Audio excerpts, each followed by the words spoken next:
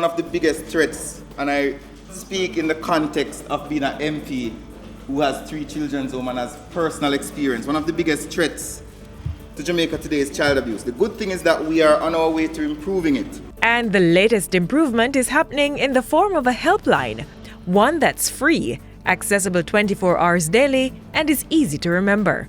The 211 helpline to report child abuse is now in effect.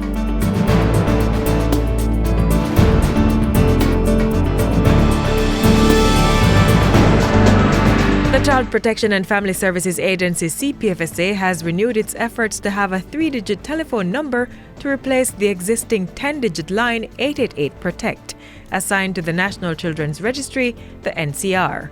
The NCR operates as the main point of contact for persons making reports of child abuse, neglect, and missing children. It also handles reports of child trafficking, which is handled by the National Task Force Against Trafficking in Persons, NATFATIP. But why was it so important for this renewed call to take effect, and why now? We have always thought it would be easier if we have a 3-digit number that children could easily remember.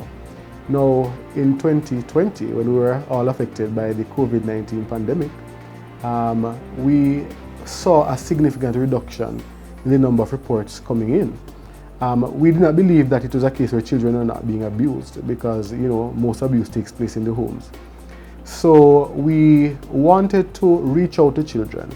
At that time, we were pushing our WhatsApp line. We were saying to children, if you feel unsafe, if you feel at risk, you can reach out to us on WhatsApp, because WhatsApp is free. And of course, we're encouraging persons to call our 888-PROTECT number. But you'd appreciate that 888-PROTECT is not so easy to remember, especially for young children. The time was right for us to launch a 3-digit line that would be easy for children to remember, easy for everybody to remember. Still, the 888-PROTECT helpline has been in effect for quite some time now. So, what exactly will this new 211 line mean for its operation? So, the 888-PROTECT number is still in operation. What we actually did was put the 211 onto the 88-PROTECT, if that makes any sense. So, if you call either number, they both terminate at the same place. So the calls will come into the same lines. But what we're hoping is that as time progresses, more and more persons will become aware of 211, and we will eventually phase out the 888-PROTECT. And here's the best part about this new response to child abuse.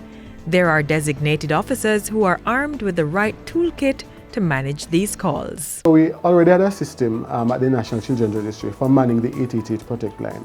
In addition to 888-PROTECT, we had a number of other lines that persons could call. So what we did was just to boost that system to ensure that when the calls come into 211, we would be able to handle them.